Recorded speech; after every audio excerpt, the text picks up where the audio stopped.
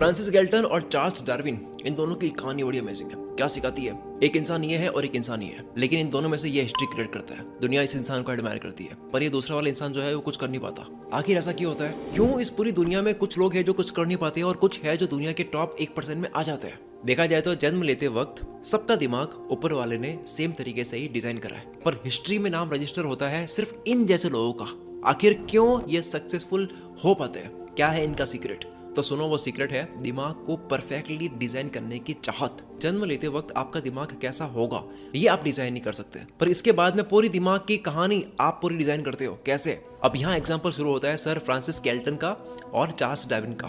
बचपन में गैल्टन का आईक्यू डार्विन से काफी ज्यादा था। गैल्टन इतने जीनियस थे कि इन्होंने बचपन में ही एक शानदार साइंटिफिक करियर बना लिया था, पर वह कभी भी अपनी साइंटिफिक फील्ड को पूरी तरह से मास्टर नहीं कर सके। रीजन ये था कि उनका फोकस कभी भी एक चीज पर स्टेबल रहता नहीं था। हर कुछ दिनों में उनका मन करता कभी ये कर दूं, कभी वो कर दूं, कभी ऐसा कर दूं, कभी वैसा कर दूं। आज ये ठीक लग रहा है, कल कुछ और ठीक ऐसे बहुत से बच्चों के बचपनों में देखा जाता है। सिर्फ एक ही कारण है जिसकी वजह से आज फ्रांसिस गैल्टन को कोई जानता नहीं है। और दूसरी तरफ चार्ल्स डार्विन थे, इनका आईक्यू इनसे कम था, पर इनका जब नाम लिया जाता है तो 3 वर्ड्स दिमाग में आते हैं, बहुत बड़ा साइंटिस्ट।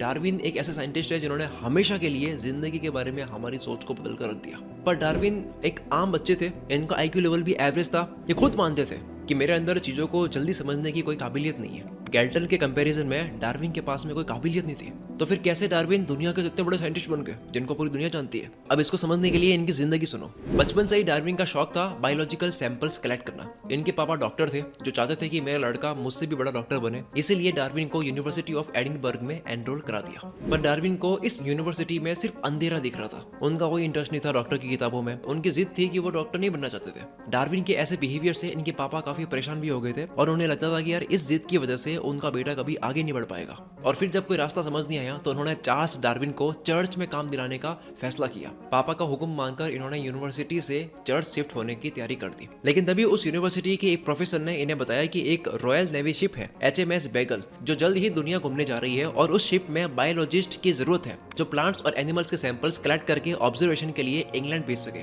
अब डार्विन के पास में जिंदगी जीने का बहुत बड़ा मौका था, ऊपर से काम भी ऐसा मिल रहा था जिस काम को वो शौक से कर सके। डार्विन ने इस वर्ल्ड ट्रिप पर जाने के लिए पापा से परमिशन मांगी, पर इन्हें जाने से मना कर दिया। लेकिन इस बार डार्विन ने अपने मन की सुनी और ये काम एक्सेप्ट कर लिया। अब यहाँ से डार्विन का सफर स्टार्ट होता है। इनका सैंपल्स कलेक्ट करने का काम इनकी लाइफ को मजेदार बना रहा था। साउथ अमेरिका में इन्होंने बहुत ही शानदार काम किया। प्लांट्स, एनिमल्स और बर्ड्स हर तरह के सैंपल्स कलेक्ट किए। इसके साथ में ये फॉसिल्स और बोन्स कलेक्ट करते थे।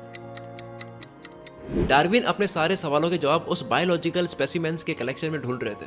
उन्होंने अपनी सारी एनर्जी इसी काम में लगा दी और इतने सारे सैंपल्स कलेक्ट किए कि उनके दिमाग में एक थ्योरी बननी शुरू हो गई। 5 साल समुद्र में बिताने के बाद डार्विन इंग्लैंड लौट आए और बाकी की बची हुई जिंदगी अपनी इवोल्यूशन थ्योरी को बिताने में लगा दी। इस प्रोसेस में बहुत से चैलेंजेस इनको फेस करने पड़े। उस समय विक्टोरियन और एडवर्डियन की लिटरेचर थ्योरीज इंग्लैंड में चलती थी और इतने बड़े लोगों के सामने अपनी थ्योरी को प्रूव करने के लिए डार्विन को अपनी पॉलिटिकल और सोशल स्किल्स बहुत डेवलप करनी पड़ी, जिसके बाद में फाइनली इनकी मेहनत रंग लाई और डार्विन की थ्योरी पूरे वर्ल्ड में फेमस हुई और एक्सेप्ट हुई।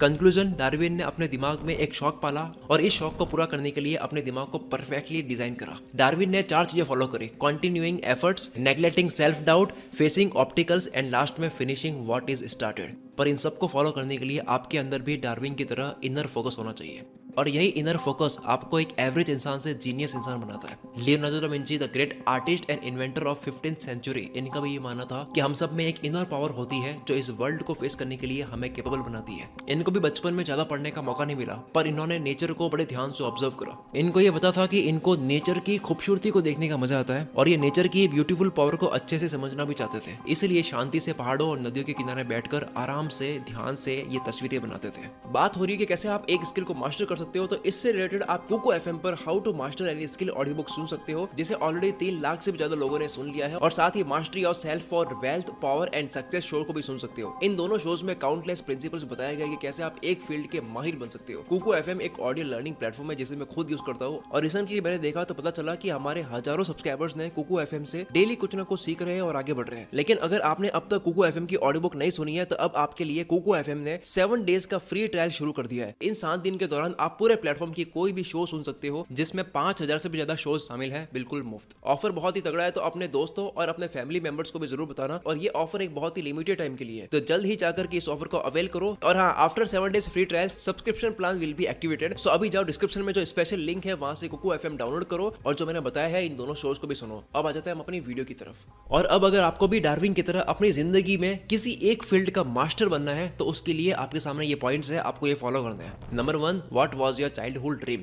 जब आइंस्टाइन केवल 5 साल के थे तो उनके पापा ने इनको कंपास गिफ्ट किया था और वो कंपास उन्हें इतना पसंद आया था कि उसकी सुई से ये कंप्लीटली मिसमर्ज्ड हो गए थे। दिन भर आइंस्टाइन के दिमाग में कंपास की सुई घूमती रहती थी कि क्यों कंपास को इधर उधर हिलाने से इसके अंदर की दिशा बदल जाती है। यही सारे थॉट्स चलते रहते थे इनके दिमाग में। आइंस्टाइन ने सोचा कि कोई ऐसी मैग्नेटिक फोर्स है जिसकी तरफ ये सुई इंडिकेट कर रही है, पर इस मैग्नेटिक फोर्स को आंखों से देख नहीं सकते। इस बात पर इन्होंने बहुत ज्यादा सोचा। इन्होंने सोचा कि क्या ऐसी कोई भी शक्तियां है दुनिया में जो नहीं देखी जा सकती है। इसके बाद इन्होंने साइंटिस्ट बनने का डिसीजन लिया और अपनी पूरी जिंदगी, अपने सारे विचार इसी मैग्नेटिक फोर्स और इसी फील्ड के चारों तरफ लगा दिए। आइंस्टाइन हर मुश्किल घड़ी में उस कंपास को लेकर बैठ जाते जिसने उनके अंदर साइंटिस्ट बनने का जोश जगाया था। इन शॉर्ट, बहुत से सक्सेसफुल लोगों का झुकाव उसी काम की तरफ होता है जिसे वो बचपन से ही करना चाहते थे। नंबर 2, ऑक्यूपाई द परफेक्ट निश। एक रिसर्च में ये पता लगा कि जितने भी सक्सेसफुल लोगों ने जिस भी फील्ड में सक्सेस हासिल करी है वो इस फील्ड में बचपन से ही जाना चाहते थे। तो आप भी आंख बंद करके अपने बचपन में झांको और पता लगाओ कि आपका फेवरेट निश क्या था। ये गेम थोड़ा सा डिफिकल्ट है। इसमें आप शुरू में अपनी मर्जी का कोई भी बड़ा फील्ड सेलेक्ट कर सकते हो। फिर वहां से 2 रास्ते हैं। पहला वाला रास्ता वो है जो साइंटिस्ट रामाचंद्रन ने बताया था, जिसमें आप अपने फील्ड में ऐसे छोटे छोटे रास्ते ढूंढो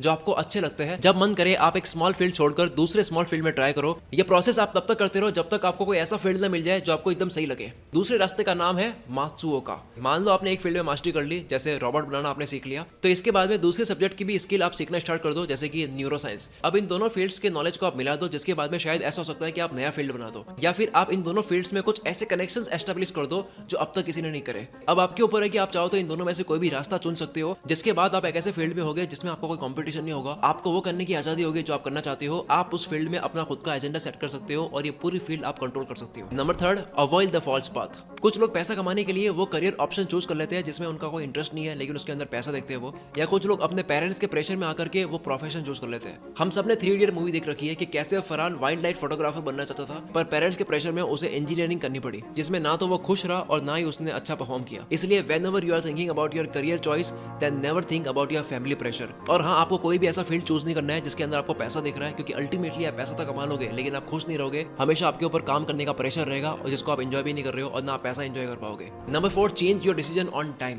अगर आपने कोई भी गलत करियर चूज कर लिया जिसमें आपको कोई इंटरेस्ट नहीं है तो उसको आपको पहले ही बदल देना चाहिए, क्योंकि रॉन्ग प्रोफेशन आपको कभी कामयाबी दिलाएगा नहीं, क्योंकि आप अच्छे से काम करोगे नहीं। ऐसा ही कुछ हुआ था फ्रेडी राउच के साथ में। इन्होंने फाइटर बनने की सोची थी, इन्होंने बहुत तगड़ी ट्रेनिंग करी, एक अच्छा कोच लगाया और फिर भी ये हर फाइट हार जाते थे, जिसके चलते इनको अपना बॉक्सिंग करियर छोड़कर एक टेली मार्केटिंग कंपनी में जॉब करनी पड़ी। बट अभी भी इनके दिमाग से बॉक्सिंग का भूत उतरा नहीं था, इसलिए फिर से इन्होंने अपने कोच के सेंटर जाना शुरू कर दिया, पर इस बार खुद की बॉक्सिंग के लिए नहीं, दूसरे फाइटर्स को सपोर्ट करने के लिए, नए फाइटर्स को ट्रेनिंग देने के लिए गए। धीरे धीरे ऐसे ही कुछ समय के बाद में इनको रियलाइज हुआ कि मुझे लोगों को बॉक्सिंग सिखाना ज्यादा अच्छे तरीके से आता है बजाय खुद लड़ने के। जब इन्हें ये रियलाइजेशन हुआ तो इन्होंने इसी पर काम करना शुरू कर दिया और फिर ऐसा वक्त आया कि वो अपने टाइम के बेस्ट ट्रेनर बन गए। 5वां और सबसे आखिरी पॉइंट है, डोंट ऑप्ट फॉर शॉर्टकट्स। जब आप सही काम चुनकर उसमें मेहनत करोगे तो 10 तरह के डिस्ट्रैक्शन चारों ओर से बार बार आपको डिस्टर्ब करेंगे। डिस्ट्रैक्शन से डिस्टर्ब इंसान तब होता है जब उसको अपनी फील्ड में डिफिकल्टीज दिख रही होती है। इस वक्त इंसान शॉर्टकट लेना चाहता है या वो अपना फील्ड चेंज करना चाहता है, और इस वक्त अगर आप भटक गए तो कभी भी आप अपने पाथ पर फिर से आ नहीं पाओगे, क्योंकि भटकना आपकी हैबिट हो जाएगी। इसलिए ये बात रिमाइंडर की तरह अपने दिमाग में सेट कर दो कि अगर जब समझ आ गया कि यही फील्ड मेरा है तो उसके अंदर आपको बहुत टाइम तक लग जाना है। तो ये थे 5 पॉइंट्स। अगर आपने ये अप्लाई कर लिए ढंग से तो आप अपने फील्ड के बाप आदमी बन सकते हो। अब तक के लिए सिर्फ इतना है। कुकू एफएम का लिंक आपको नीचे डिस्क्रिप्शन में मिल जाएगा। मिलते हैं अगली वीडियो में। Wish you all the very best. मैं शकील कुल मित्र से आपके सपनों को सपोर्ट करता हूँ।